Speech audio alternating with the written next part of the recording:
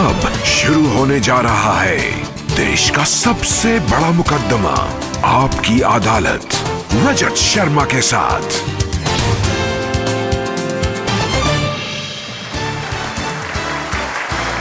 नमस्कार, आपकी अदालत में आपका स्वागत है। आपकी अदालत में आज पेश करेंगे एक ऐसी शख्सियत को जो आजकल देश के हर बड़े नेता के निशाने पर है। सोनिया गांधी, राहुल गांधी, शरद पवार, मुलायम सिंह यादव, आप जिस भी नेता का नाम ले लीजिए, उनके निशाने पर ये एक ही नेता है। और वो नेता आज होंगे आपके निशाने पर, देश की जनता के निशाने पर। Please welcome Bharatiya Janata party के प्रधानमंत्री पद के उम्मीदवार, गुजरात के मुख्यमंत्री नरेंद्र मोदी।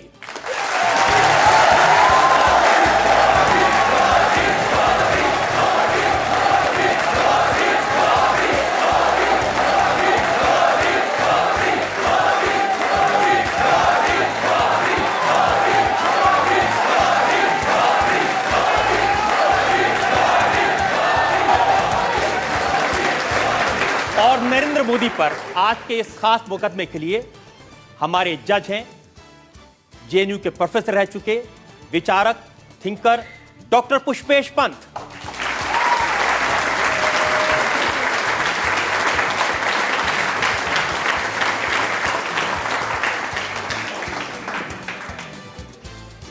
इससे पहले कि आपकी अदालत में आज का मुकदमा शुरू करें, आज के जज डॉक्टर पुष्पेश पंत की इजाजत चाहेंगे आज की कार्रवाई शुरू करने की। कार्रवाई शुरू की जाए। और इससे पहले कि इल्जामात और सवालात का सिलसिला शुरू करें, एक नजर डालेंगे उस बैकग्राउंड पर, पृष्ठभूमि पर, जिसमें आज का यह खास मुकदमा चलाया जा रहा है भारतीय जनता पार्टी के प्रधानमंत्री पद के उम्मीदवार नरेंद्र मोदी पर।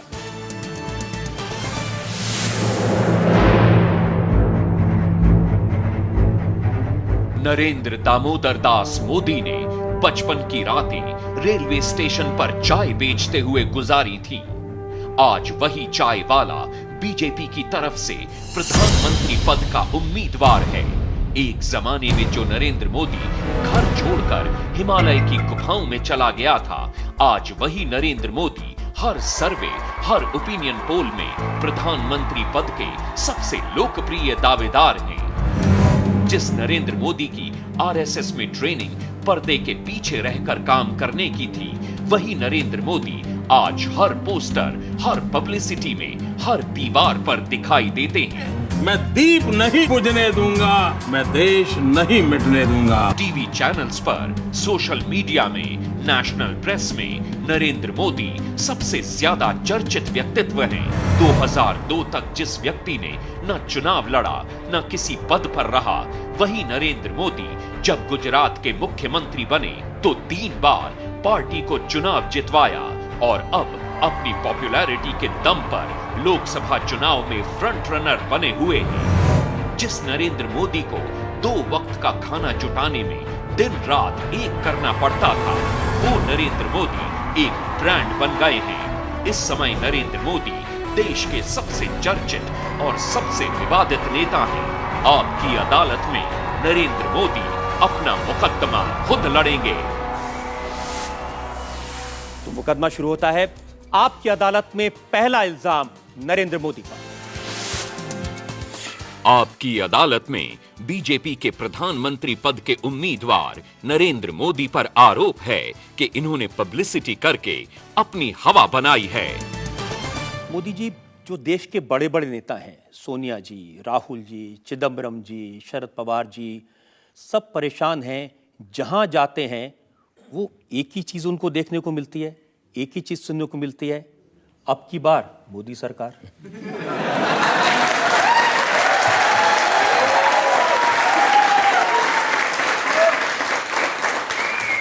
अगर ऐसे शब्दों से किसी को चिंता होती है तो शायद वो छोटेपन की निशानी है, बड़ेपन की निशानी नहीं है। अब मैं आपको बताता हूं सोनिया जी ने क्या कहा। उन्होंने कहा कि देश के कोने कोने में इश्तहारों का जाल बिछाकर एक आदमी को हर मर्ज की दवा और देश के लिए चमत्कारी नेता बनाकर पेश किया जा रहा है। आजकल दिल्ली पर ब्लैक मैजिक वालों का कब्जा है। ब्लैक मैजिक हुआ है, सब गायब हो गया है। सब गायब। जिन्होंने नौजवानों के रोजगार गायब कर दिए, जिन्होंने देश का कोयला गायब कर दिया, जिन्होंने बिजली गायब कर दी, तिजोरी गायब कर दी, तो ये ब्लैक मैजिक से ज़्यादा अच्छा है ये जादूगरी। देखिए, उनका कहना है कि नरेंद्र मोदी ऐसा माहौल बना रहे हैं कि इनसे बड़ा देशभक्त कोई है ही नहीं। देशभक्ति के नकली नारे लगाकर कुर्सी हासिल करना चाहते हैं। इस देश के 125 करोड़ देशवासी देशभक्त हैं। किसी की देशभक्ति से किसी से नीचे नहीं होती, किसी से ऊपर नहीं होती, और इसलिए न मैं किसी की देशभक्ति पर शक करता हूं और न ही मैं कोई महान देशभक्त होने का दावा करता हूं।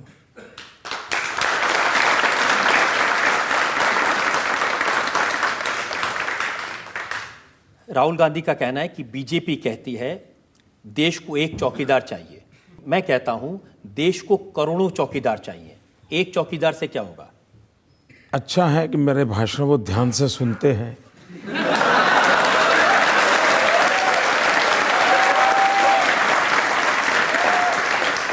और उन्हें ये मालूम है कि अगर 125 करोड़ चौकीदार होंगे तो कहीं न कहीं अपने काम चल जाएगा। एक चौकीदार होगा तो बड़ा मुश्किल हो जाएगा, तो ये उनको मालूम है। और मुझे चिंता ये है कि जब 125 करोड़ चौकीदार होंगे तो जिन पर आदर्श घोटाले का आरोप है, करगिल की विधवाओं के मकान जिन्होंने ले लिए, क्या वे भी चौकीदार होंगे क्या? जिन पर आरोप है राजस्थान और हरियाणा के किसानों की जमीन हड़प ली, क्या वो भी ये 125 करोड़ में चौकीदार होंगे क्या? अगर ये है तो फिर तो लगता है ऐसा है कि वो दूध की रखवाली बिल्ली को दे देंगे। देखिए, आपके नारे में, आपके पब्लिसिटी में, प्रोपेगेंडा में एक ही व्यक्ति है और उनका नारा है हर हाथ शक्ति, हर हाथ तरक्की, सबको साथ लेके चलो। रियलिटी तो है हर हाथ लूट, हर होठ झूठ।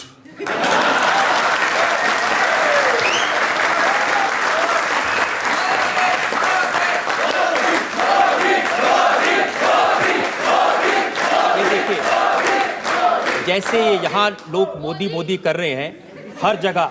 अब नीतीश जी का मैंने भाषण सुन रहा था, वो कह रहे थे ये सब प्रचार है। टीवी खोलिए मोदी, रेडियो खोलिए मोदी सरकार, एफएम बैंड चलाइए इस बार मोदी सरकार, समाचार पत्र देखिए मोदी। वो कह रहे हैं कि ये मोदी ने अपनी हवा क्रिएट कर दी है, कोई लहर नहीं है, ये सिर्फ अपने आप ही कहते हैं, कोई नहीं कहता। एक तो मैं खुद कभी कहता नहीं हूं भाई, आप लोग बोल रहे थे कि मैं बोल रहा था।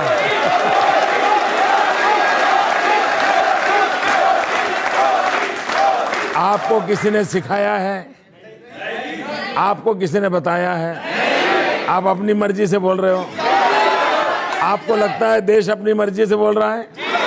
तो इसमें न मेरी सुनिए, न नीतीश कुमार की सुनिए, जनता की सुन लीजिए।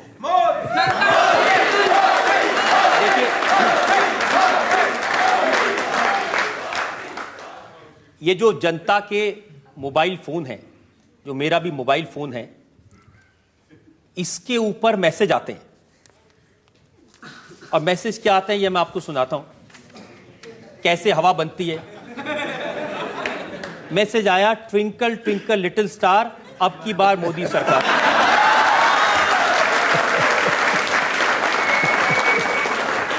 मैसेज आया, राहुल गांधी ने खाई चॉकलेट बार, अब की बार मोदी सरकार। फिर मैसेज आया, पराठों के साथ खाओ अचार, अब की बार मोदी सरकार। और फिर किसने कहा, दिल का भंवर करे पुकार, अब की बार मोदी सरकार। और फिर पॉलिटिकल भेजा किसी ने, सोनिया जी ने मनमोहन जी से कहा, अब तो अपना मौन तोड़ दो सरदार, मनमोहन जी बोल पड़े, अब की बार मोदी सरकार। और एक अभी थोड़ी देर पहले मैसेज आया है, भाइयों मत मारो चांटा बार बार, मैं भी कहता हूं।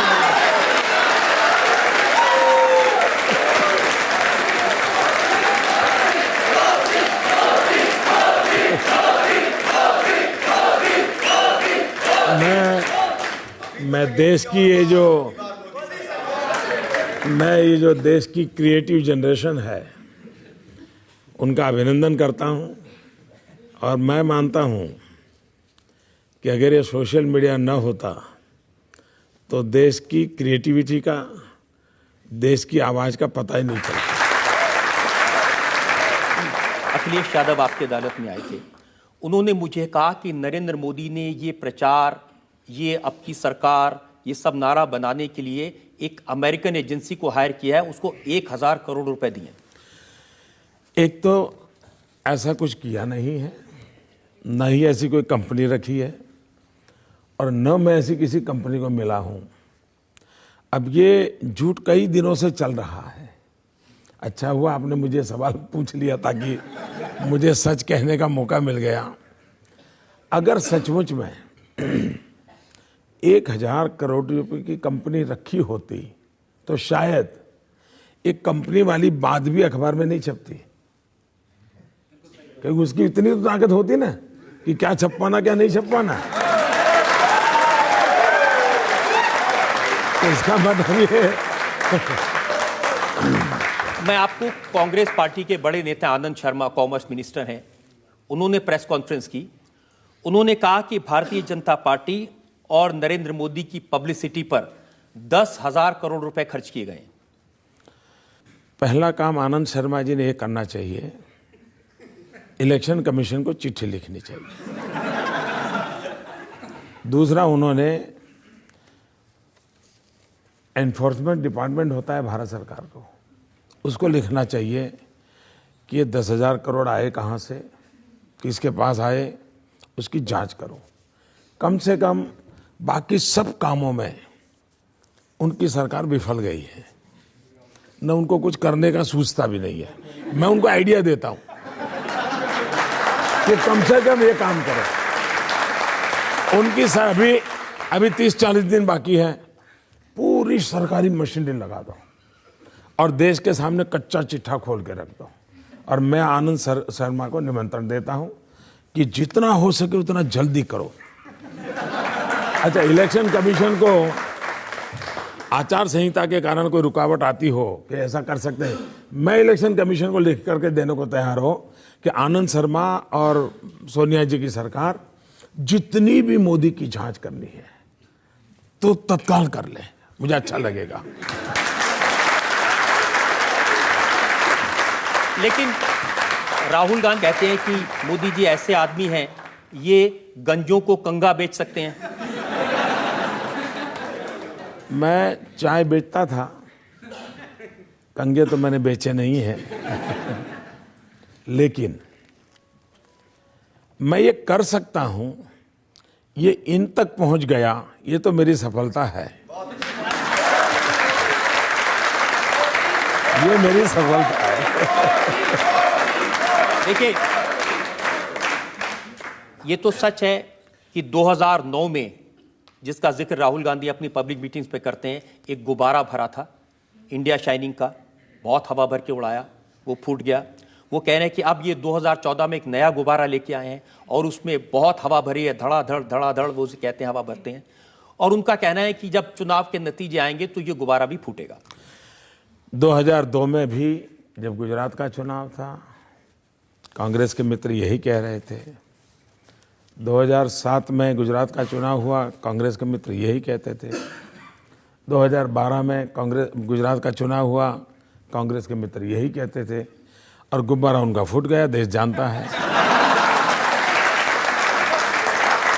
तो पहली बार गुजरात में उन्होंने मेरे साथ फ्रेंडली मैच की है,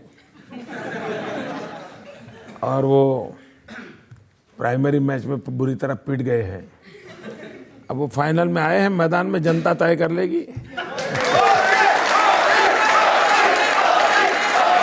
देखिए, सोनिया जी का कमेंट मैंने देखा, वो पब्लिक मीटिंग में कह रही थी, ये ऐसे दिखा रहे हैं कि अब तक देश में कुछ हुआ ही नहीं और नरेंद्र मोदी आकर रातों रात कुछ कर देंगे। 21वीं सदी का ये पहला दशक, इतनी अच्छी अपॉर्चुनिटी थी देश को। अटल बिहारी वाजपेयी जी ने जहां छोड़ा था, पूरे विश्व को लगने लगा था कि अब हिंदुस्तान टेक ऑफ करेगा, देश आगे बढ़ेगा। ग्लोबलाइजेशन के इस युग में हिंदुस्तान एक ताकत के साथ खड़ा होगा, लेकिन अचानक टेक ऑफ करना छोड़ दीजिए, हम रनवे पर ही कोलैप्स कर गए और इसके कारण देश को गंभीर नुकसान हुआ है। और उस संदर्भ में हम कहते हैं कि जितनी संभावनाएं पड़ी थी, आप मुझे बताइए, आपने ऐसा कोई देश देखा है कि गेहूं विदेश भेजे और चपाती बाहर से मंगवाए? ऐसा कोई देखा है? हम आयरन और विदेश भेजते हैं और स्टील बाहर से मंगवाते हैं। अब इसको क्या कहेंगे? यह देश जिसके पास 20,000 मेगावाट बिजली के कारखाने बंद पड़े हैं, दूसरी तरफ कोयला की खदानें बंद पड़ी हैं। खदानें बंद क्यों पड़ी हैं? तो फाइल खो गई है। सुप्रीम कोर्ट में जाकर के दिल्ली सरकार कहती है फाइल खो गई है। अब मुझे लगता है उनके लिए फाइल खो गई है, देश के लिए लाइफ खो गई है। और इसके कारण अगर वो कोयला होता तो 20,000 मेगावाट बिजली के कारखाने चलते, बिजली मिलती तो छोटे मोटे उद्योग चलते, छोटे मोटे अगर उद्योग चलते तो नौजवानों को रोजगार मिलता, देश का जीडीपी आज जो गिर गया है वो नहीं गिरता। ये जब सारी बातें हम उठाते हैं तो उनके मन में सवाल उठा है। और देखिए, उनको प्रॉब्लम ये नहीं है कि उन्होंने काम किया कि नहीं किया, उनका प्रॉब्लम ये है कि हम 4-4 पीढ़ी से देश चलाते हैं, 60 साल से इस देश पर हमारा कब्जा है, और एक चाय वाला हमें ललकारता है, ये उनको सहन नहीं हो रहा है। ये लोकतंत्र है, छोटे से छोटा बच्चा भी शासक को सवाल पूछ सकता है। इनको सवाल सुनने की आदत नहीं है। परेशानी इस बात की है, परेशानी इस बात की है कि ये चाय वाला प्रधानमंत्री बनने की कोशिश कर रहा है। पहली बात है,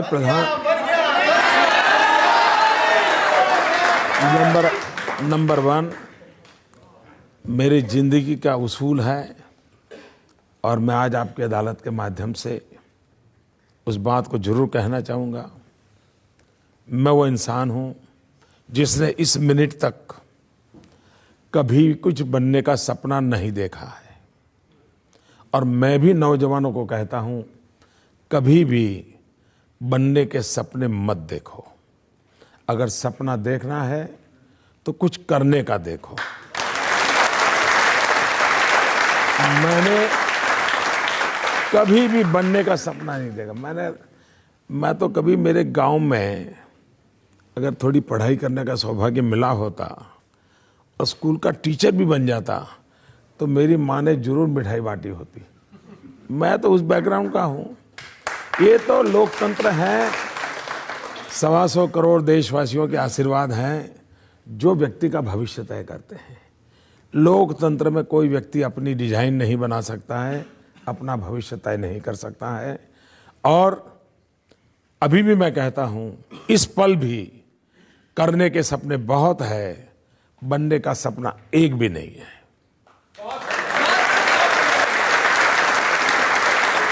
मैं आपकी इस बात से बिल्कुल सहमत हूं कि देश की जनता तय करती है कौन प्रधानमंत्री बनेगा, कौन चुनाव भी जीतेगा, और ये चुनाव के बाद जरूर तय भी हो जाएगा।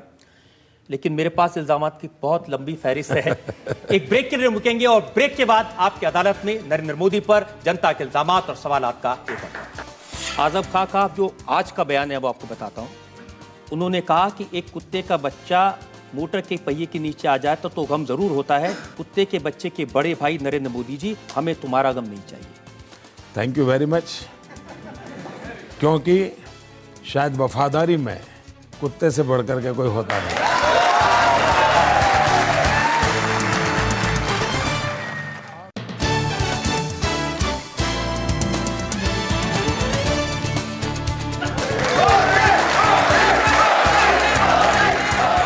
Welcome back. आपकी अदालत में आज हमारे मेहमान हैं भारतीय जनता पार्टी की तरफ से प्रधानमंत्री पद के उम्मीदवार गुजरात के मुख्यमंत्री नरेंद्र मोदी। आपकी अदालत में बीजेपी के प्रधानमंत्री पद के उम्मीदवार नरेंद्र मोदी पर इल्जाम है कि ये देश को बांटने की राजनीति करते हैं। 12 साल से आप पर इल्जाम लग रहे हैं, बहुत लंबी रिसर्च है, लेकिन मैं वो पूछ रहा हूं जो आजकल ताजा ताजा इल्जाम लग रहे हैं आपके ऊपर। राहुल गांधी ने आज ही कहा नरेंद्र मोदी पीएम बनना चाहता है, इसके लिए वो कुछ भी करेगा, वो टुकड़े टुकड़े कर देगा, एक को दूसरे से लड़ा देगा। मैं समझता हूं ये टुकड़े टुकड़े वाला मामला है, ये उत्तर प्रदेश से लाए हैं वो। उन्हीं के पार्टी का ये एमपी का उम्मीदवार है, शायद ये टुकड़े टुकड़े वाला मामला उसी से लाए हैं। उन्होंने तो कहा था, इमरान कुरैशी ने तो कहा था कि अगर नरेंद्र मोदी यूपी में आएंगे तो बोटी बोटी काट देंगे। हाँ, वो बोटी बोटी टुकड़े टुकड़े होता है। तो शायद वो उन्हीं के इन्फ्लुएंस में बोलते होंगे। कांग्रेस के इतिहास की तरफ देखें, अब देश को तय करना है कि उनके टैप रिकॉर्डर सुनने हैं कि उनका ट्रैक रिकॉर्ड देखना है। ट्रैक रिकॉर्ड क्या कहता है? इस देश में सबसे पहले शासन किसके हाथ में आया? कांग्रेस के हाथ में। भारत के टुकड़े किसने किए? उन्होंने किए। वंदे मातरम, उसके टुकड़े किसने किए? हमारे देश में जातिवाद का जहर किसने फैलाया? 1857 का स्वातंत्र संग्राम इस देश का हिंदू और मुसलमान कंधे से कंधा मिलाकर लड़ा था। देश आजाद होते ही ये तनाव, ये बिखराव किसने पैदा किया? और इसलिए जो पाप डिविजिव कांग्रेस है, इतना ही नहीं, वो इतने नीचे गए, देश को कैसे तोड़ा जाता है। जो 2 दिन से डिबेट चल रही है, और मैं फौजियों की इंटरव्यू जब टीवी पे देख रहा था इन दिनों, उनकी पीड़ा में अनुभव करता था। भारत सरकार ने पहली बार फौज में ये पूछा कि आपके यहाँ हिंदू कितने हैं, मुसलमान कितने हैं। ये हमारा सद्भाग्य है कि फौज ने इनकार किया कि फौज में सब हिंदुस्तानी होते हैं या हिंदू और मुसलमान की गिनती नहीं होगी। मना कर दिया। ये जरा अपने गरिबान में देखें, डिविजिव पॉलिटिक्स कौन करता है, देश के टुकड़े कौन कर रहा है। हम तो, जब मैं गुजरात गया, पहली बार राजनीति में टर्मिनोलॉजी शुरू हुई है, जब तो काफी लोग उपयोग करते हैं। मैं गुजरात में एक ही भाषा बोलता था 2001-2 में जब गया। मेरे 5 करोड़ गुजराती, आज भी मुझे सुनते होंगे तो मैं 125 करोड़ हिंदुस्तानी वही से बोलता हूँ। ये भाई, डिकना भाई, फलाना भाई, ये पूरी टर्मिनोलॉजी को खत्म करने का मैंने प्रयास किया है। और धीरे धीरे हर एक राज्य के मुखिया अपने राज्य की पूरी पॉपुलेशन बोलते हैं। अब मैं आपको उदाहरण देता हूं। आपने कांग्रेस की काफी धुलाई कर दी। उमर अब्दुल्ला जो मुख्यमंत्री है जम्मू कश्मीर के, उनकी बात आपको बताता हूं, और बड़ा उन्होंने गंभीर चार्ज लगाया। उन्होंने कहा कि नरेंद्र मोदी पंजाब गए, वहां सरदारों की दस्तार कबूल की, अरुणाचल प्रदेश गए, उनकी टोपी कबूल की, असम गए तो उनकी वेशभूषा कबूल की, लेकिन जब इमाम साहब ने टोपी पहनाने की कोशिश की तो लौटा दिया, इनकार कर दिया। मैंने अब तक गांधी जी को ऐसी कोई टोपी पहना हुआ देखा नहीं है। मैंने सरदार वल्लभ भाई पटेल को इस प्रकार की टोपी पहन करके फोटो निकाला हुआ कभी देखा नहीं है। मैंने पंडित नेहरू को भी कभी इस प्रकार की टोपी पहना हुआ देखा नहीं है। तो ये एक भारत की राजनीति में विकृति आई है, और विकृति आई है कि अपीजमेंट के लिए कुछ भी करो। मैं मानता हूं मेरा काम है सब संप्रदाय का सम्मान करना, सब परंपरा का सम्मान करना, पर मेरी जो परंपरा है उसको मुझे स्वीकार करना। तो मैं मेरी परंपराओं को लेकर के जीता हूं, हर एक की परंपरा का सम्मान करता हूं, और इसलिए मैं ये टोपी पहन करके फोटो निकाल करके लोगों की आंख में धूल झोंकने का पाप मैं नहीं कर सकता।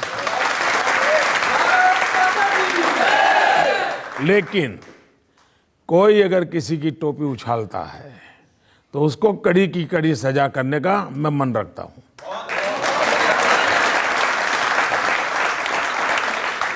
वो टोपी किसी भी संप्रदाय की क्यों ना हो, वो पगड़ी किसी परंपरा की क्यों ना हो, उसको अगर कोई उछालता है तो उछालने वाले पर कड़ी से कड़ी सजा हो, ये जिम्मा शासन में बैठे हुए व्यक्ति का होता है और उसमें मैं प्रतिबद्ध हूं। लेकिन मोदी जी, नीतीश जी ने एक बार कहा था कि जब आप सार्वजनिक जीवन में होते हैं, पब्लिक लाइफ में होते हैं, तो कभी तिलक लगाना पड़ता है, कभी टोपी पहननी पड़ती है, दूसरों की भावनाओं का ध्यान रखना पड़ता है। उनको लगता है कि ऐसा करने से भावनाएं संभल जाती हैं, वो ये करे। मुझे लगता है कि उनके बच्चों को शिक्षा मिलनी चाहिए, उनके हाथ में भले कुरान हो, उनके हाथ में कंप्यूटर भी होना चाहिए। ये मेरी सोच है, तो उनकी सोच उनको मुबारक, मेरी सोच मुझे मुबारक। देखिए, आपकी सोच का और आपके शब्दों के चयन का क्या हाल होता है, उसका मैं आपको उदाहरण देता हूं। आजम खान साहब उत्तर प्रदेश की सरकार में मंत्री हैं। उन्होंने कहा, आजादी के 60 वर्ष बाद कहा गया कि हम आदमी नहीं हैं, कुत्ते के पिल्ले हैं। जिसने कहा हो उसने गलत किया हो। कौन है वो ऐसा कहने वाला? ये आपने कहा था। मैं कभी ऐसा न सोच सकता हूं, न मैं बोल सकता हूं। देखिए, वो जो एक इंटरव्यू मेरे पास में है जो आपने दिया था, हाँ। उस इंटरव्यू में आपने कहा, ये मैं बता देता हूं। हमारे यहाँ देखिए हेडलाइन छपी हुई है, जी जी, हम इंसान हैं, कुत्ते का बच्चा भी कार के नीचे आ जाए तो दुख होता है। हाँ, लेकिन उसमें किसी को कहाँ कहा है मैंने? आपके के शब्द है, आपकी क्या हो रही है? मैं आपको मुजरिम मैं हूं, लेकिन मैं एक सवाल पूछ लेगा, इसको दोबारा पढ़िए आप। मैं पूरा पढ़ देता हूं। ऊपर वाला पहले पढ़ लीजिए। ऊपर तो है, हम इंसान हैं, कुत्ते का बच्चा भी कार के नीचे आ जाए तो दुख होता है। ये तो हमारे यहाँ, लेकिन आप पूरी बात तो सुनने दीजिए ना। मैं आपको पूरी बात। आपसे पूछा गया सवाल 2002 में जो हुआ उस पर आपको अफसोस है, तो आपने कहा भारत का सुप्रीम कोर्ट दुनिया में अच्छी अदालत के तौर पर जाना जाता है। इसकी रिपोर्ट में मुझे पूरी तरह क्लीन चिट दी गई। इससे अलग एक बात, ये कोई भी व्यक्ति जो कार ड्राइव कर रहा हो और हम पीछे बैठे हों, कुत्ते का एक छोटा बच्चा पहिए के नीचे आ जाए तो दुख होगा कि नहीं? जरूर दुख होगा। मैं मुख्यमंत्री हूं या नहीं, लेकिन मैं एक इंसान हूं। हमारे देश में ऐसा कहते हैं कोई भी, अरे भाई चींटी मर जाए तो भी पीड़ा होती है, चींटी मर जाए तो भी पीड़ा होती है। ये आपकी संवेदना की तीव्रता को व्यक्त करने के लिए मुहावरे होते हैं। उसको अगर कोई ये कहे कि आपने इंसान को चींटी कह दिया, तो मैं समझता हूं इस प्रकार का इंटरप्रिटेशन करने वालों का प्रॉब्लम है। दूसरा, जिसने मेरा इंटरव्यू लिया था, जब हिंदुस्तान के कुछ मीडिया के मित्रों ने उसको उछाल दिया, जिसने इंटरव्यू लिया था वो विदेशी होने के बावजूद भी उसने ट्वीट किया कि मोदी ने ना ऐसा कहा है, न हमने ऐसा समझा है, ये गलत इंटरप्रिटेशन हो रहा है। यानी इंटरव्यू लेने वाला एक फॉरेनर भी मेरी संवेदना को समझ पाया। लेकिन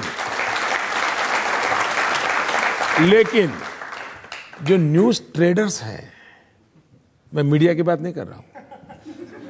मीडिया तो बहुत अच्छा है, मीडिया की ताकत बहुत महत्वपूर्ण है, इसलिए मुझे मीडिया के खिलाफ कुछ नहीं कहना है। लेकिन जो न्यूज़ ट्रेडर्स हैं, इन न्यूज़ ट्रेडर के लिए माल बेचने के लिए काम आता है तो उपयोग करते हैं। लेकिन आजम खां का जो आज का बयान है वो आपको बताता हूं। उन्होंने कहा कि एक कुत्ते का बच्चा मोटर के पहिए के नीचे आ जाए तो गम जरूर होता है, हमें तुम्हारा गम नहीं चाहिए। बड़े भाई, कुत्ते के बच्चे के बड़े भाई नरेंद्र मोदी जी, हमें तुम्हारा गम नहीं चाहिए। थैंक यू वेरी मच, क्योंकि शायद वफादारी में कुत्ते से बढ़कर के कोई होता नहीं।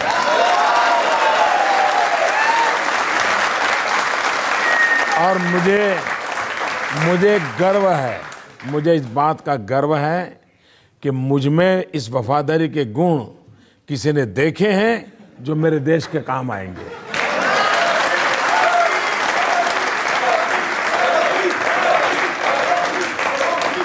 लेकिन एक सच ये है कि भारत के प्रधानमंत्री ने, मनमोहन सिंह जी ने, उन्होंने कहा कि अगर नरेंद्र मोदी देश का प्रधानमंत्री बन गया तो देश के लिए डिजास्टर्स होगा। शायद उनकी खुद की पार्टी ने फिर बाद में ये कहा कि प्रधानमंत्री जी ने ऐसा नहीं बोलना चाहिए था। उनके कैबिनेट मंत्रियों ने भी कहा कि प्रधानमंत्री ने ऐसा नहीं बोलना चाहिए था, और मैं समझता हूं उसके बाद उन्होंने बोलना बंद किया है। उन्होंने तो लोगों को याद दिलाया था कि अहमदाबाद की सड़कों पर कत्लेआम हुआ जिस आदमी के राज में, उसका अगर प्रधानमंत्री पद मिल गया तो देश के लिए नुकसान हो जाएगा। उनको ये भी याद रहना चाहिए था कि 2002 के सितंबर में अक्षरधाम पर हमला हुआ, मंदिर के अंदर दशकों लोग मारे गए, लेकिन गुजरात पूर्ण शांत रहा। उनको ये भी पता होना चाहिए कि गुजरात में सीरियस बम ब्लास्ट हुए थे, काफ़ी लोग मारे गए थे, अस्पताल में लोग मारे गए थे, उसके बाद भी गुजरात शांत रहा। जहाँ गुजरात में क्रिकेट की मैच पर दंगे होते थे, जहाँ गुजरात में पतंग चगाने में दंगे होते थे, वो गुजरात आज 12 साल हो गया कर्फ्यू किस चीज़ को कहते हैं वहाँ के बच्चों को मालूम नहीं है। ये शांति, और आज गुजरात ने जो विकास किया है, प्रगति की है, उसका मूल कारण है गुजरात की शांति, गुजरात की एकता, गुजरात का भाईचारा, गुजरात की सद्भावना। वही हमारी सबसे बड़ी पूंजी है जिसके आधार पर गुजरात आगे बढ़ा है। देश भी, अगर देश को आगे बढ़ना है तो शांति, एकता, भाईचारा, सद्भावना, इन गुणों को जितना हम बढ़ावा देंगे, देश को आगे बढ़ाने में एक बहुत बड़ा कैटलिक एजेंट का वो रोल प्ले करेगा।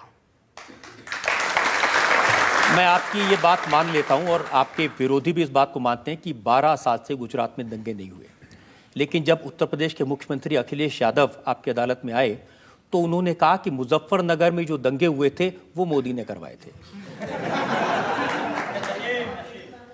मैं नहीं जानता हूं कि उनको रात को नींद आती है कि नहीं आती है, क्योंकि वो काफ़ी परेशान है। अभी तो मैं 5-6 बार उत्तर प्रदेश गया हूं, तो उनकी मुसीबत मैं समझ सकता हूं,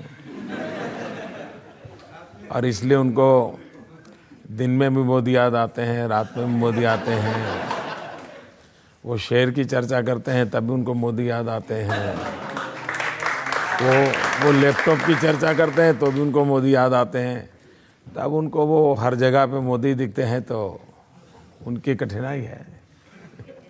हम जनता से पूछते हैं जो लोग सवाल पूछना चाहते हैं, एक एक करके। हाँ। सर, मैं सर से जानना चाहती हूँ कि यदि सर की सरकार बनती है तो जो क्रिश्चियन भाई हैं हमारे, क्या उनको ये विश्वास दिला सकते हैं कि उनके चर्च तोड़े नहीं जाएंगे?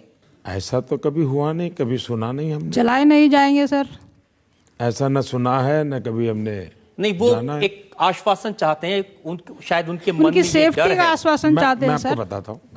एक तो ऐसा मैंने कहीं सुना नहीं है, नंबर 1। नंबर 2, गुजरात के अंदर दुनिया की सबसे छोटी माइक्रो माइनॉरिटी है पारसी। उन पारसी का उदवाड़ा में तीर्थ क्षेत्र है। हमारी सरकार आने के बाद और उसको ग्लोबली, और मैंने तो कहा ये रिलीजियस हार्मनी का वर्ल्ड कैपिटल बन सकता है, ऐसा बनाने में मैं लगा हुआ हूं। पारसी का स्थान है, और इसलिए भारत के जहन में नहीं है।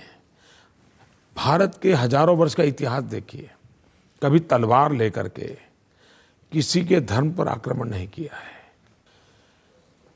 हमारा देश ऐसा है जो कहता है इसका भगवान, उसका भगवान, उसका भगवान, ये हमारी सोच नहीं है।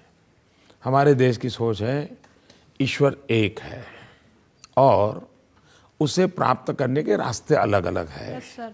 और सभी रास्ते ईश्वर के पास ले जाते हैं।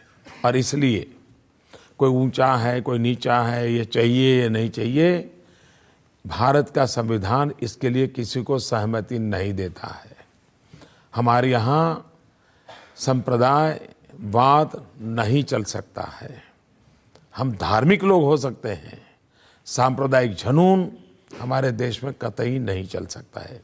और इसलिए भारतीय जनता पार्टी का ये मोटो रहा है सर्व पंथ समभाव, सभी पंथों के प्रति समभाव होना चाहिए। इसलिए मैं इस देश के सभी नागरिकों को कहता हूं, आप आश्वस्त रहिए। इस जातिवाद का जहर, इस संप्रदाय का जुनून भारत की प्रगति को रोकता है और ये हम नहीं होने देंगे। मोदी जी, आपने क्रिश्चियंस को, पारसियों को भरोसा दिलाया, क्या देश के मुसलमानों को भी ऐसा ही भरोसा दिला सकते हैं? इस देश का कोई भी व्यक्ति, भारत मां का कोई भी लाल, उसको वो सारे अधिकार हैं जो नरेंद्र मोदी को है। किसी को आपसे डरने की जरूरत नहीं है? कुछ लोगों को तो डरना पड़ेगा। देश को लूटने वाले, उनको डरना पड़ेगा। अन्याय करने वालों को डरना पड़ेगा। और मैं ये बात कहने से डरता नहीं हूं।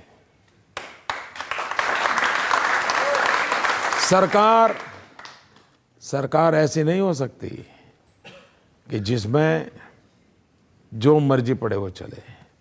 कानून का राज होना चाहिए, लोगों को सुरक्षा का एहसास होना चाहिए, लोगों को अपने जीवन जीने का भरोसा होना चाहिए।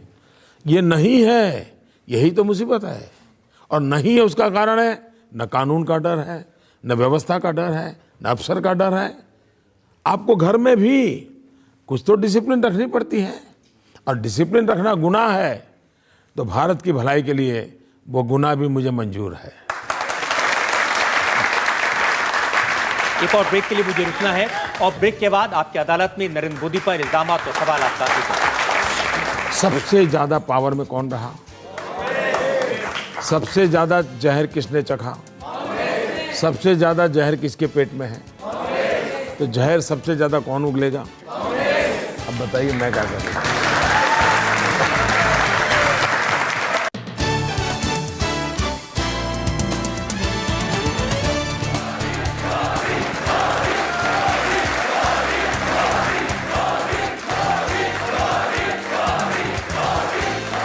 Welcome back.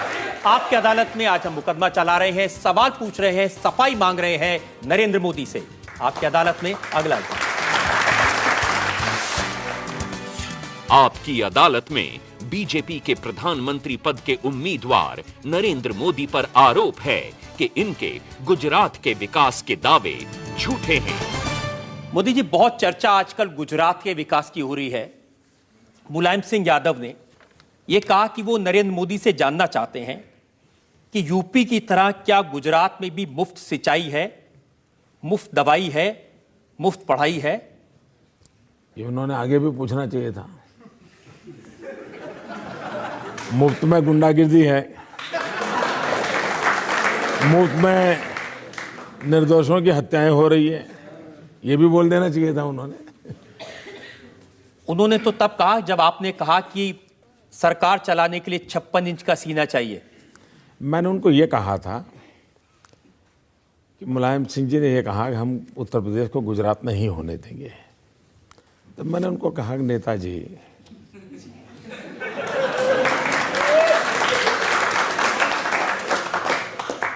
गुजरात बनाने के लिए 56 इंच का सीना लगता है।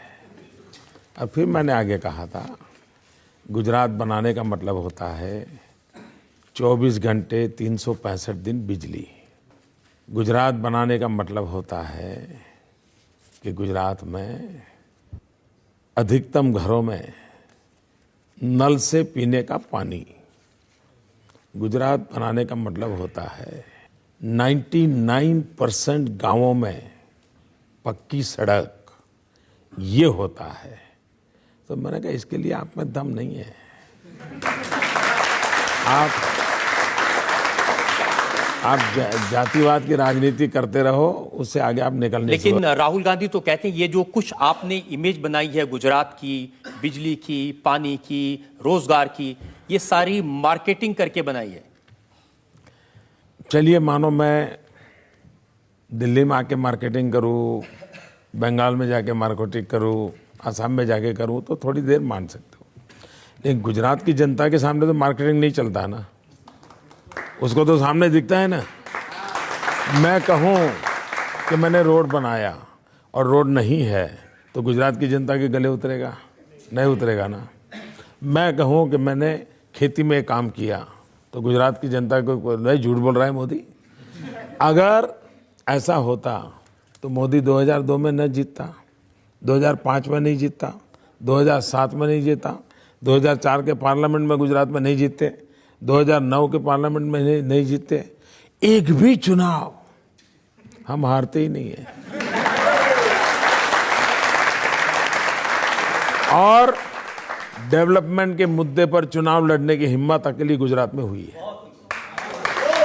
आज देश में अभी भी हम लोकसभा का चुनाव डेवलपमेंट के मुद्दे पर लड़ रहे हैं, लेकिन बाकी सारे लोग भाग रहे हैं, डेवलपमेंट के मुद्दे पर आने को तैयार नहीं, उनकी हिम्मत नहीं है, क्योंकि उनको लगता है कि ये जिम्मा है जो जवाब देना पड़ता है। देखिए मैं 2001 में जब गुजरात गया तो लोग मुझे मिलने आए। मैं बहुत सालों के बाद गुजरात गया था, मेरा तो कोई इस क्षेत्र से लेना देना नहीं था। मुख्यमंत्री बनने से पहले मुख्यमंत्री का चैम्बर भी नहीं देखा था, एमएलए भी नहीं बना था, स्कूल के टीचर का भी चुनाव नहीं लड़ा था। तो मेरा तो मैं नया था, सीख रहा था, लोग मुझे मिलने आते थे। बोले मोदी जी कुछ करो या ना करो, कम से कम शाम को खाना खाते समय बिजली मिले, इतना तो करो। मतलब उस समय गुजरात में शाम को भी भोजन के समय बिजली नहीं मिलती थी। आज 24 घंटे 365 दिन बिजली मिलती है। ये बात मार्केटिंग से नहीं होती है जी। उसके घर में स्विच ऑन करे और जब बल्ब जलता है तो फिर उसको लगता है हाँ यार मोदी सही बोल रहा है।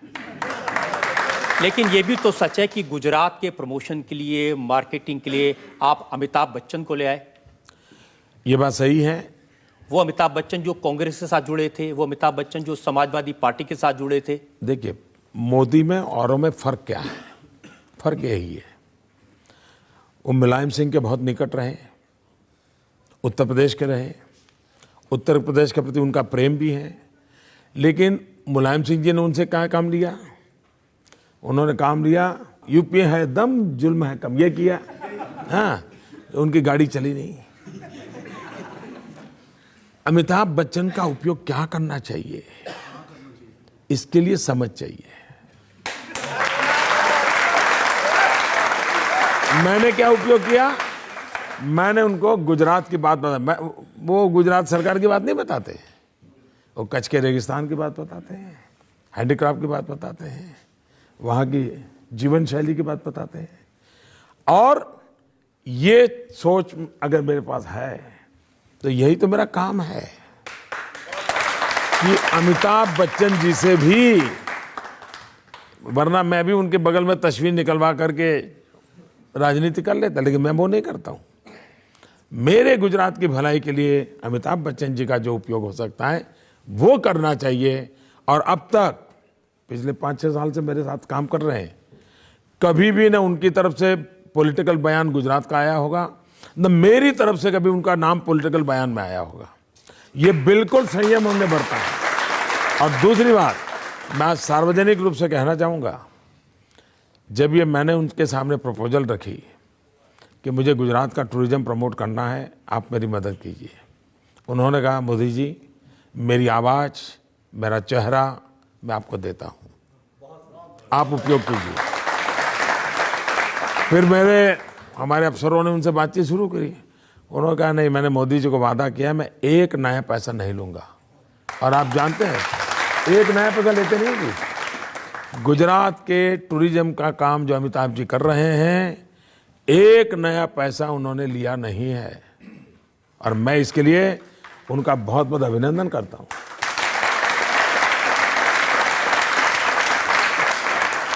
हम तो सोचते थे वो बहुत पैसा कमा रहे होंगे गुजरात सरकार से। यही तो मैं, देखिए मैं पक्का अहमदाबादी हूँ।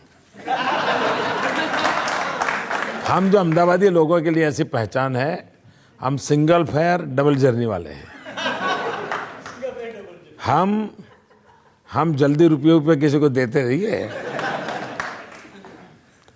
तो वैसे भी हमारा स्वभाव, और अमिताभ जी को लगा भाई मोदी जी की अगर नहीं देते हैं तो फिर ये बात बार बार क्यों आते हैं कि उद्योगपतियों को आपने सस्ती जमीन दे दी, टाटा को दे दिया, अडानी को दे दिया, अंबानी को दे दिया। मैं बताता हूँ, ये सारे आरोप राजनीति से प्रेरित है।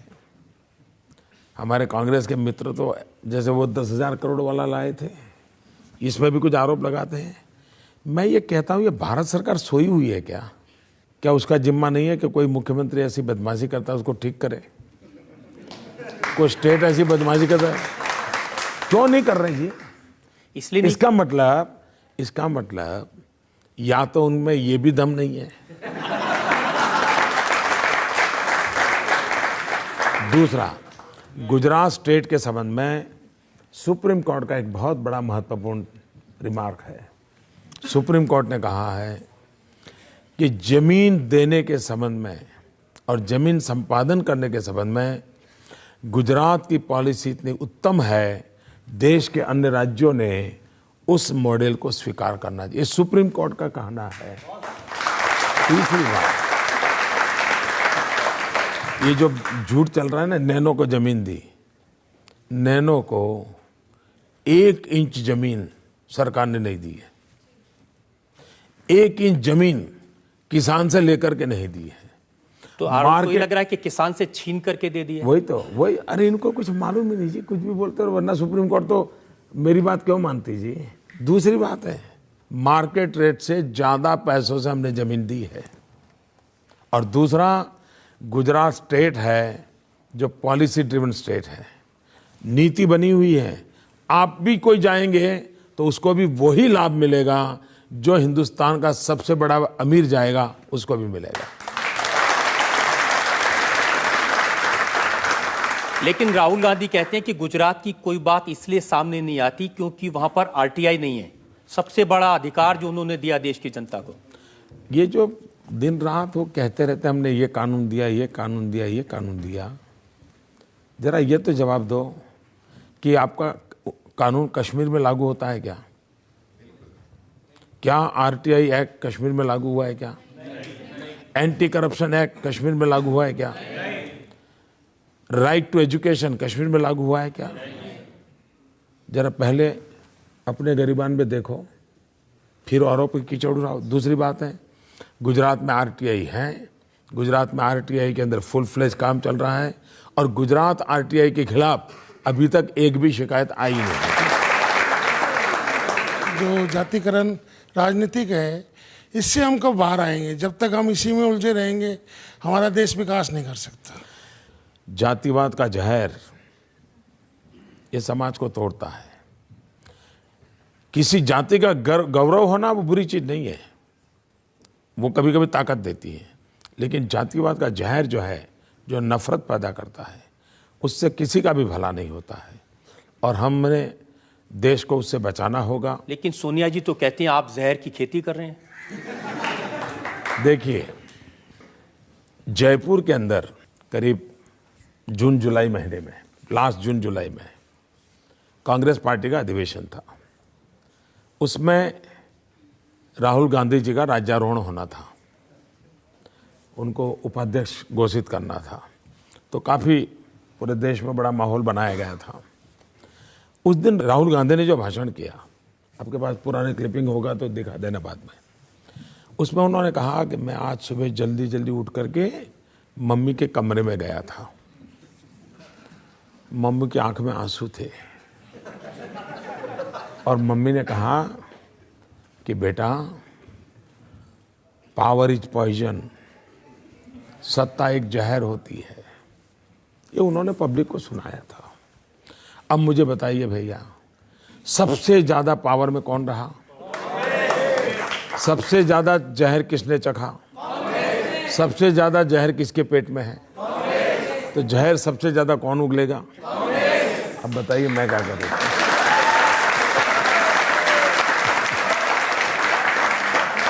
देखिए, सच ये है कि अगर आज के इलेक्शन कैंपेन को देखते हैं तो मौलाना मदनी ने एक बड़ी बात कही। उन्होंने कहा कि नरेंद्र मोदी का नाम लेकर के मुसलमानों को डराया जा रहा है। आप एकता की बात कर रहे हैं, लेकिन आपके नाम से देश टूट सकता है। मेरे नाम से नहीं टूट सकता है, इस प्रकार के लोग जो बोल रहे हैं उनसे टूट सकता है, उन्हीं से टूट रहा है। वही तो कह रहे हैं मदनी जी, अगर ये कह रहे हैं तो मोदी तोड़ रहा है ऐसा नहीं कह रहे। वो ये कहता है ऐसा बोलने वाले तोड़ रहे हैं, ऐसा कह रहे हैं। वो कह रहे हैं कि नरेंद्र मोदी का नाम लेकर के मुसलमानों को डराया जा सकता है। तो मोदी में ऐसा क्या है कि मुसलमान डरते हैं उससे? गुजरात में हमारा अनुभव है कि मोदी का नाम लेने से डरते नहीं है, और ज्यादा उत्साहित होते हैं, काम करने में लग जाते हैं।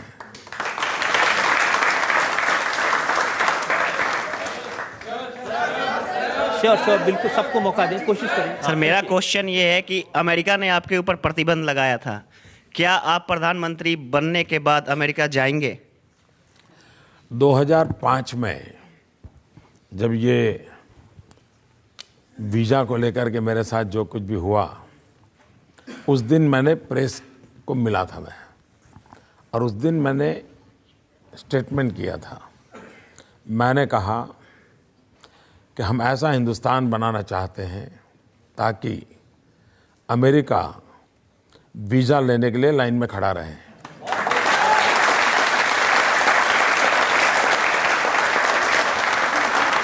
अमेरिका के प्रेसिडेंट नैन्सी पाल आपको एक बार मिलने आई और उनकी छुट्टी हो गई।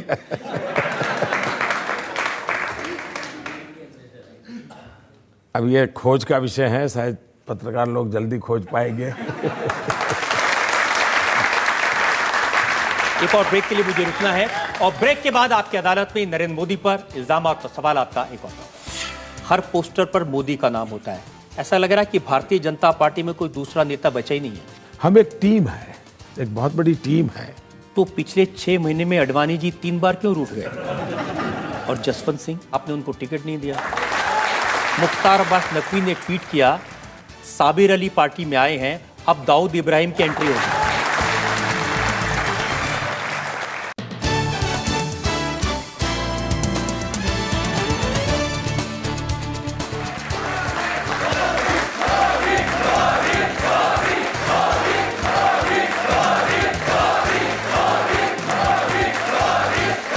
Welcome back. आपकी अदालत में आज इल्जामात और सवाल आपके घेरे में हैं। गुजरात के मुख्यमंत्री नरेंद्र मोदी आपकी अदालत में अगला इल्जाम। आपकी अदालत में बीजेपी के प्रधानमंत्री पद के उम्मीदवार नरेंद्र मोदी पर इल्जाम है कि ये बीजेपी पर एक छत्र राज चलाते हैं। एक छत्र राज चलता है भारतीय जनता पार्टी में। जहां जाते हैं मोदी मोदी मोदी सुनाई देता है। हर पोस्टर पर मोदी का नाम होता है। ऐसा लग रहा है कि भारतीय जनता पार्टी में कोई दूसरा नेता बचा ही नहीं है। ऐसा नहीं है। भारतीय जनता पार्टी एक विशाल संगठन है। संगठन व्यवस्था से ऑर्गेनाइजेशन सेटअप बना हुआ होता है। ढेर सारी गैलेक्सी ऑफ लीडर्स और एक से बढ़कर एक ऐसी बहुत बड़ी हमारी टीम है। कभी हम अटल जी के नेतृत्व में चुनाव लड़ रहे थे तो अटल जी की बात कर रहे थे, कभी अडवाणी जी के नेतृत्व में चुनाव लड़ रहे थे, अडवाणी जी बात कर रहे थे। फिलहाल मुझे ये काम मिला है, पार्टी ने जो तय किया है मुझे करना है, क्योंकि आखिर मैं कार्यकर्ता हूँ, तो कार्यकर्ता के नाते जो कुछ भी हो रहा है उसमें अगर मुझे जो कुछ भी योगदान देना होता है वो देता हूँ।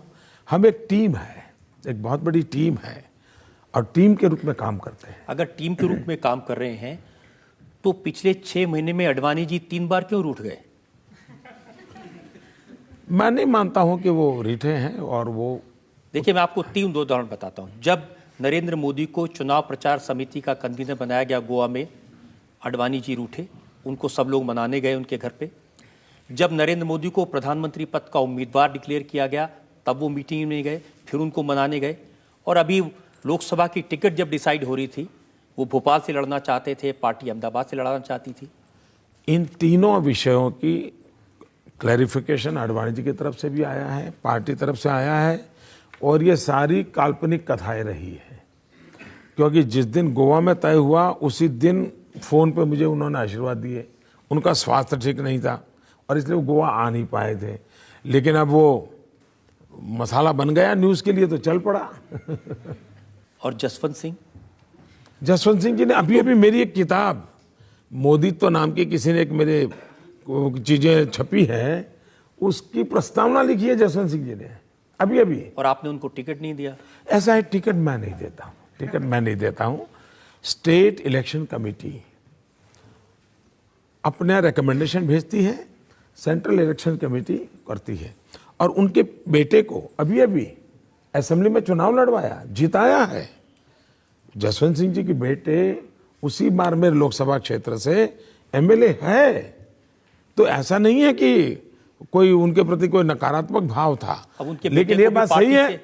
आखिरकार देखिए, भाजपा में लाखों कार्यकर्ता है, अब टिकट तो 500 लोगों को मिलने वाला है, तो थोड़ा बहुत तो राजी नाराजी की संभावना हर जगह पे ज्यादा हो रही है कि राहुल गांधी को भी चिंता है।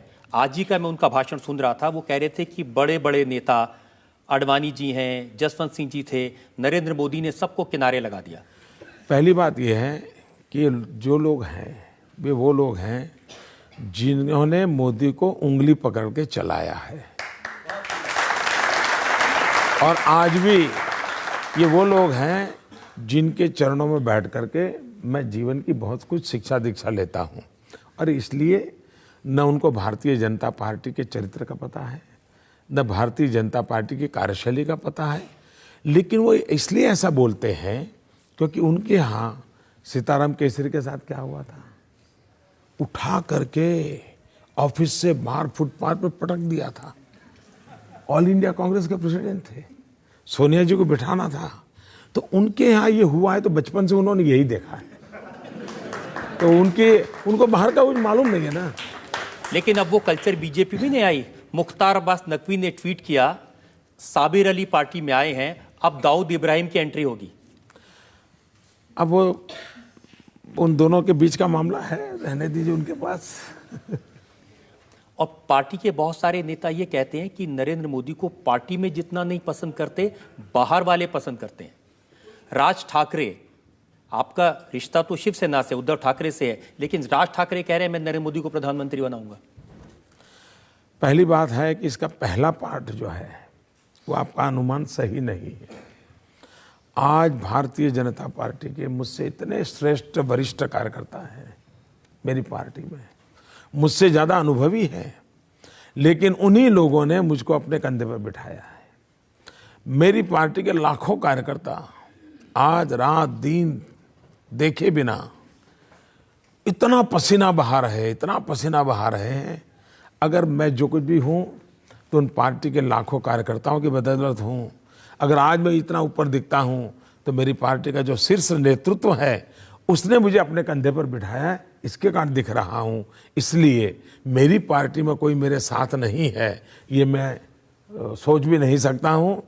वो सब हैं इसलिए तो मैं यहाँ दिख रहा हूँ, अगर वो ना होते तो मैं धरती पर भी कहीं नजर नहीं आता। तो रियलिटी ये है। दूसरी बात है, जब सारा देश अगर ये कुछ बातें कह रहा है तो और भी लोग कहते होंगे और दलों के लोग भी कहते होंगे। कुमार विश्वास, मैंने सुना कि वो आपकी तारीफ में कविताएं पढ़ते रहे हैं और कहते हैं कि नरेंद्र मोदी मुझसे बात करते थे। ये बात सही है, मैं तो बात सबसे करता हूँ जी। ज्यादातर लोग ये चलाते हैं कि मोदी किसी से बात नहीं करते, कम से कम वो सच तो बोला कि मैं बात करता हूँ। लेकिन कांग्रेस में कम से कम ये क्राइसिस नहीं है, वहां तो तय है कि लीडर कौन है, किसकी कमांड चलेगी। और यही तो कांग्रेस की दुर्दशा का कारण है। देश की आरती उतारने के बजाय वो एक ही परिवार की आरती उतार रहे हैं, यही तो मुसीबत का कारण है। मनमोहन सिंह जी ने ये कहा कि Rahul Gandhi has outstanding credentials to become prime minister और मैं उनके नेतृत्व में काम करने को तैयार हूं। आपकी पार्टी में किसी बड़े नेता ने यह कहा कि मैं आपके नेतृत्व में काम करने को तैयार? इसका कारण है कि मैं कहता हूं कि मैं सबके नेतृत्व में काम कर रहा हूं। मैं यही तो कहता हूं ना कि सब मेरे नेता हैं, उनकी शिक्षा दीक्षा से मैं बढ़ रहा हूं और मैं इन्हीं के अंडर में काम करता हूं। लेकिन जिनके अंडर आप काम करने की बात कर रहे हैं, ऐसे ही मुरली मनोहर जोशी हैं, वो बनारस से लड़ना चाहते थे, आप पहुंच गए वहां। मुझे निमंत्रण दिया है जी, और उनको तो कानपुर की बहुत अच्छी सीट पर लड़ रहे हैं और मैं मानता हूं वो अपने जीवन में सर्वाधिक वोट से इस बार जीतने वाले हैं। सर, आप जब प्रधानमंत्री बनेंगे तो अडवाणी जी को आप प्रेसिडेंट बनाएंगे क्या? ऐसा है, अगर मोदी प्रधानमंत्री बनेगा तो उसका मतलब है कि अडवाणी जी ने उसको बनाया है। जो मुझे बनाते हैं उनको मैं क्या बनाऊंगा? मैं पूछना चाहती हूँ मोदी जी से, सभी पार्टीज ने अपने मैनिफेस्टो में रखा है कि हम महिलाओं की सुरक्षा के लिए काम करेंगे या उनको सुरक्षित देखेंगे, तो आप ऐसा क्या करेंगे कि हम लोग अपने आप को सुरक्षित समझें? आपको एक मेरी प्रार्थना है, अगर मौका मिले तो अक्टूबर में हमारे यहाँ नवरात्रि का पर्व होता है। एक बार गुजरात में नवरात्रि का पर्व देखने आइए और रात को 1-2 बजे ऐसे ही जरा टहलने के लिए निकलिए। आप देखेंगे जवान बेटियां पूरे गहनों से लदी हुई अकेली स्कूटी पर अंधेरी रात में जाती हुई मिलेगी। तो ये सब संभव है, सब संभव है। आज मुलायम सिंह यादव ने एक स्टेटमेंट दिया है पब्लिक मीटिंग में। उन्होंने कहा कि जो लड़के बलात्कार करते हैं ये छोटा मोटा अपराध है और बलात्कार करने वालों को फांसी की सजा देना ठीक नहीं है, और मैं अगर प्रधानमंत्री बना तो मैं इस कानून को बदलूंगा। अगर आप ऐसी चीजें इकट्ठी करोगे तो जब मुंबई में इतना बड़ा आतंकवादी आक्रमण हुआ तो कांग्रेस के वहाँ के गृह मंत्री ने बयान दिया था, ऐसी छोटी मोटी घटनाएं होती रहती है। ये माइंडसेट है ना, वही देश के लिए बहुत बड़ा संकट है। हमें इन घटनाओं के लिए पीड़ा नहीं हो रही है। ठीक है, उसको सुधार करने में शायद समाज को शिक्षित करना, संस्कार, बहुत चीजें जरूरत लगेगी, लेकिन हम कैसे इनसेंसिटिव हो सकते हैं? पल भर के लिए सोचिए कि आप ही वो बालिका है जिस पर ये जुल्म हुआ है, तो क्या आप ये सोचेंगे कि छोटी मोटी घटना हो गई? एक बार सोच लीजिए आप खुद एक बालिका है, या ये सोच लीजिए आपकी अपनी बेटी है और उस पर जुल्म हुआ है, और तब आपका रूप देखिए आपको क्या विचार आता है। भारत की हर बेटी हमारी अपनी बेटी है। 21वीं सदी, सुशिक्षित समाज, और ये क्या हम सुन रहे हैं? ये मन को परेशान करने वाली चीजें हैं। और उसमें भी एक गांव पर एसिड छिड़कने का काम इन नेताओं की नासमझी से होती है, तब बहुत पीड़ा होती है। मैं इसका राजनीतिक जवाब देना नहीं चाहता हूं, मुझे बहुत पीड़ा होती है। मैं कोई पॉलिटिकल स्कोर नहीं चाहता इसमें। मैं भगवान से प्रार्थना करता हूं कम से कम ईश्वर हमें ऐसी बुद्धि न दे, ऐसी बुद्धि न दे। एक और ब्रेक के लिए रुकेंगे और ब्रेक के बाद आपकी अदालत में नरेंद्र मोदी पर जनता के इल्जामात और सवालात का एक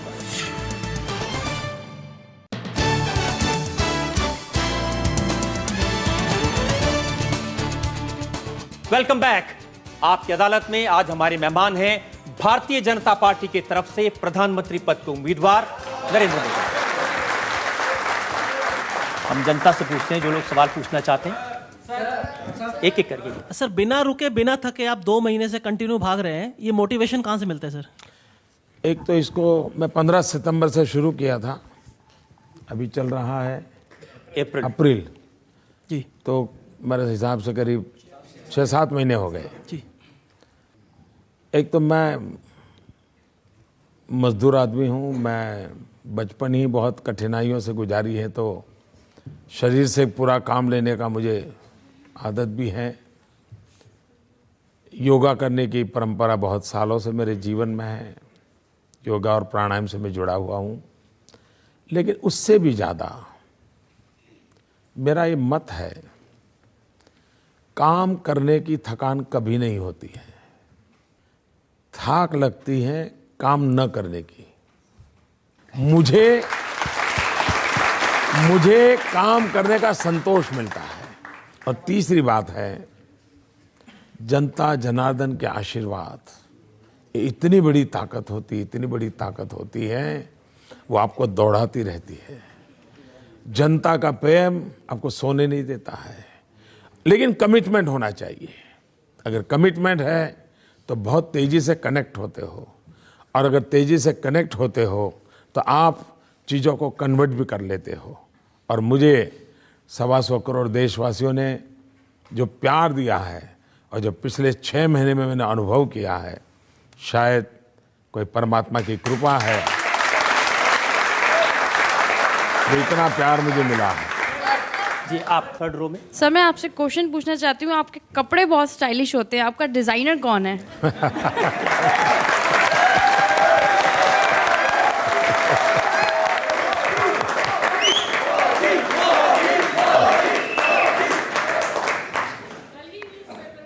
देखिए, ऐसा है कि मैं अब इस ऐसी जगह पे पहुंचा हूं तो भांति भांति की बातें होती हैं, लेकिन मैं रियलिटी बताऊं, मैं बहुत छोटी आयु में घर छोड़ दिया, तो एक छोटे से झोले में ही मेरा सामान रहता था। मैं करीब 40-45 साल से परिव्राजक के नाते घूम रहा हूं, और करीब 40 साल मैंने भिक्षा मांग करके खाया है। मैं लोगों के घर में भिक्षा मांग करके खाता था।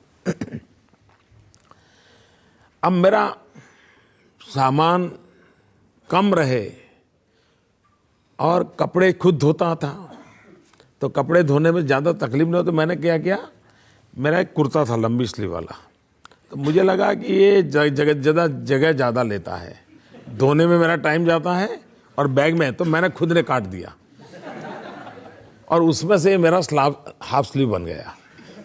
और ये कई 25-30 साल से मैं ऐसे ही कपड़े पहनता हूँ। दूसरी बात है, ये बात सही है कि मुझे ढंग से रहना, साफ सुथरा रहना, थोड़ी कलर कॉम्बिनेशन की ईश्वर ने कमाल दी है, तो मैं अपने तरीके से कर रहा हूँ।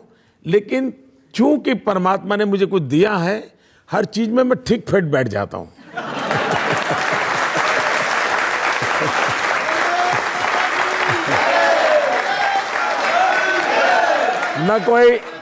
न कोई मेरा फैशन डिजाइनर है, न ही कोई इस प्रकार की व्यवस्था है। जरूर टेलर तो लगता है, तो टेलर के वो बनाता है और वही मेरी गाड़ी चलती है। लेकिन मुझे अच्छा लगा ये सुन करके कि मैं कुछ ढंग से रहता हूँ। कोई जानता नहीं था जी आपके जीवन के बारे में, अभी थोड़े दिन पहले पता चला आप स्टेशन पर चाय बेचते थे। ये बात सही है कि मैं खुद इन चीज़ों को ज़्यादा बताता नहीं हूँ। गुजरात में लोगों को काफ़ी पता है, गुजरात में कोई नया नहीं है। लेकिन अब जरा गुजरात के बाहर मेरी बातें बहुत हो रही, तो फिर अपने आप, और आजकल तो मीडिया इतना वाइब्रेंट है कि हमारे जेब से अगर कोई चीज़ गिर भी जाए तो अखबार में तस्वीर आ जाती है।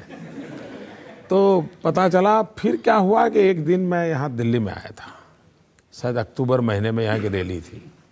उसी दिन कांग्रेस के लोगों ने बड़ी अनाप शनाप गालियाँ भी दी थी, मोदी तो अमेरिका का एजेंट है, टिकना है अमीरों के वगैरह वगैरह। मुझे बड़ी पीड़ा हो रही थी, मुझे लगा ये इस प्रकार की भाषा है तो एक बार मुझे कहना पड़ेगा। मैं जीवन में पहली बार यहाँ दिल्ली में ही, वहाँ रोहिणी में जब मेरा एक रैली हुई थी, मैंने कहा मुझे क्या ये बोल रहे हो लोग, इन्हें पता है हम कौन है। मैंने कहा मैं बचपन में रेल के डिब्बे में चाय बेच करके बड़ा हुआ हूँ और आप मुझ पर ऐसे इल्जाम लगाते हो। उसमें से एक बात निकल पड़ी। बाकी तो अब बहुत सी बातें होती है, हर चीजें कहाँ बताने जाएंगे। अब जैसे मैं बता देता हूँ, बचपन में आप इतने शरारती थे कि तालाब में से मगरमच्छ का बच्चा उठा के घर ले आए।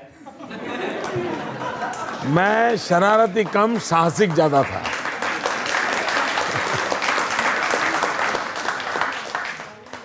हमारी बात सही है कि थोड़ा मेरे गांव में बहुत बड़ा तालाब है और मुझे तैरने का, पानी में रहने का और कपड़े धोने जाता था तो काफ़ी कुछ। तो एक दिन ले आया, फिर स्कूल ले गया तो हमारे टीचर वगैरह बड़े परेशान हो गए। लेकिन कुछ आश्चर्य नहीं लगता कि जो चाय बेचता था स्टेशन पे, जो घर छोड़ के भिक्षा मांग के खाना खाता था, आज वो नरेंद्र मोदी ब्रांड बन गया। उसके नाम से कॉमिक बिकते हैं, साड़ियाँ बिकती हैं, चिप्स बिकते हैं, हर तरह की चीज़ नरेंद्र मोदी के नाम से बिकती है। आश्चर्य तो है, मुझे जरूर आश्चर्य है। आपकी बात से मैं सहमत हूँ, क्योंकि मेरा जो बैकग्राउंड है ना, आज भी मेरा आप जब आश्चर्य होगा, मैं एक देश के समृद्ध राज्य का मुख्यमंत्री हूँ, लेकिन मेरी माँ आज भी 8 बाय 8 के कमरे में रहती है। इसलिए मेरे लिए तो आश्चर्य है ही। मेरा कोई बैकग्राउंड नहीं है। मेरे जीवन में कैसे आया, मुझे बड़ा अजूबा लग रहा है कि ये कहाँ से हुआ है, कैसे हुआ है, पता नहीं। जनता की क्या इच्छा है या नियति क्या इच्छा है, मैं खुद ही सोच नहीं सकता हूँ। और मुझे भी कोई अगर देश के लोग सुनते हैं, कोई गाइड करे कि ऐसा मेरे जीवन में कैसे आया होगा, तो मैं भी समझना चाहूँगा। 2002 के घटनाओं के बाद पूरा भारतीय मीडिया, विदेशी मीडिया, यहाँ के राजनीतिक दल आपके पीछे हंटर लेके पड़ गए। आपको शक्ति कहाँ से मिली ये सब सहन करने की? बहुत कठिन था ये दौर, शक्ति आपने कहाँ से? अगर आप सत्य के सहारे जीते हैं तो फिर जुल्म सहने की बहुत बड़ी ताकत मिल जाती है। और मैं सत्य के सहारे जिया हूँ। जुल्म आज भी चल रहे हैं और शायद वो कठोर तपस्या थी, उसमें से मैं तप करके निकला हूँ। इसी के कारण शायद 125 करोड़ देशवासी मुझे इतना प्यार कर रहे हैं। अगर मैं तपाया न होता, कठोर अग्नि परीक्षा से न निकला होता, तो शायद देश इतना प्यार मुझे नहीं करता।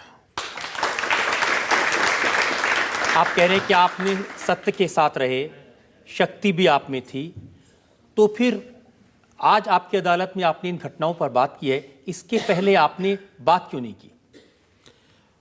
पहली बात यह है कि मुझे जब जहां भी जिसने भी पूछा, मैंने हर सवाल का जवाब दिया है, हर सवाल का।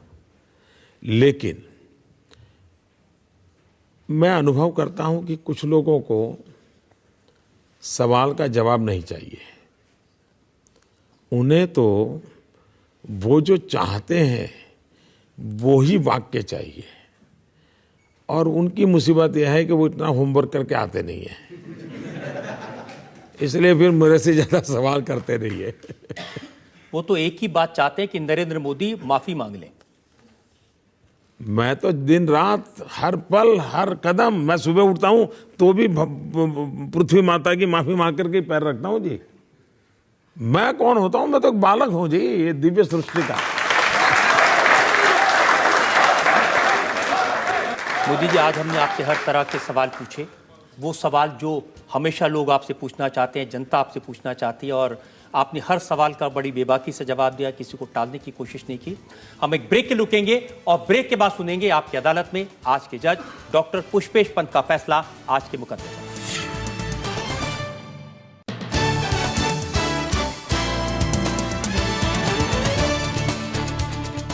Welcome back. आपकी अदालत में आज हमने मुकदमा चलाया भारतीय जनता पार्टी की तरफ से प्रधानमंत्री पद के उम्मीदवार नरेंद्र मोदी पर। हमने नरेंद्र मोदी से इलेक्शन कैंपेन के दौरान लग रहे हर इल्जाम पर सफाई मांगी। अब वक्त है आपकी अदालत में आज के जज, जाने माने विचारक, लेखक डॉक्टर पुष्पेश पंत के फैसले का। आज इस अदालत में जो मुकदमा चलाया गया वो कई मामलों में असाधारण है। इस देश में ऐसा तो हुआ है कि जो कुर्सी पर बैठे हुए प्रधानमंत्री हैं वो दैत्याकार भ्रष्टाचारों के आरोप में कटघरे में खड़े किए जाते रहे हैं।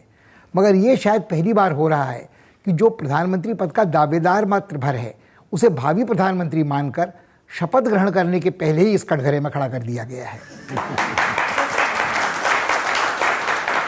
दूसरी अहम बात जो ध्यान देने लायक है और अदालत उसे रेखांकित करना चाहती है कि पिछले 12 साल से ये अभियुक्त निरंतर अदालतों के कटघरे में खड़ा किया जाता रहा है, मीडिया के कटघरे में खड़ा किया जाता रहा है और कोई भी विपक्षियों की सरकार होते हुए, जांच के सारे साधन उनके पास होते हुए 10-12 वर्षों में गुनहगार साबित नहीं किया जा सका है। तीसरी बात जो कानून के राज के साथ जुड़ी है, इस देश की सर्वोच्च न्यायालय की निगरानी में सीधे काम कर रही स्पेशल इन्वेस्टिगेटिंग टीम ने सबूतों के अभाव में उन्हें मुजरिम नहीं पाया है। इस सब के बावजूद कानून के एक बुनियादी सिद्धांत की अवहेलना करते हुए कि बार बार एक ही मुकदमे में बरी किए जाने के बाद किसी व्यक्ति पर बार बार मुकदमा कायम नहीं किया जा सकता, ये काम आज भी जारी है। जितने आरोप इस अदालत में आज नरेंद्र मोदी पर लगाए गए, उन्होंने कटघरे में बैठे वाणी का संयम गंवाए बिना उन सभी का काफ़ी असरदार तरीके से जवाब दिया, अपनी सफाई पेश की और अदालत सबूतों के अभाव में उन्हें अपराधी नहीं समझती। पर यह अदालत अपना कर्तव्य समझती है कि मोदी जी को सतर्क करे कि आने वाले 5 वर्षों में भी या शायद उसके बाद भी वो लगातार बार बार कटघरे में खड़े किए जाते रहेंगे, क्योंकि इस देश की 1.25 अरब जनता अपने प्रधानमंत्री से ये कड़ी पड़ताल पूछताछ करती रहेगी कि उनके सपनों को साकार करने के लिए चुनाव अभियान के दौरान जो वादे उन्होंने किए हैं उन्हें वो कैसे पूरा करते हैं।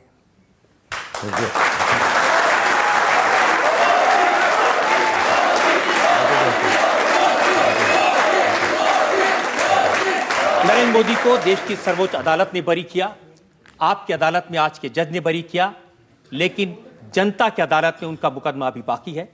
देश भर में लोकसभा का चुनाव है, असली फैसला जनता जनार्दन को करना है। आप मालिक हैं इस देश के, आपको तय करना है कि नरेंद्र मोदी की बातों में कितनी सच्चाई है। आपको तय करना है कि क्या नरेंद्र मोदी इस देश के लिए वाकई में एक कुशल शासक, कुशल प्रधानमंत्री हो सकते हैं। फैसला आपके हाथ में है। चुनाव के मौके पर हमारा लिए वक्त है आपसे विदा लेने का। अगले सप्ताह आपसे मिलेंगे एक और अदालत लेकर। तब तक के लिए नमस्कार।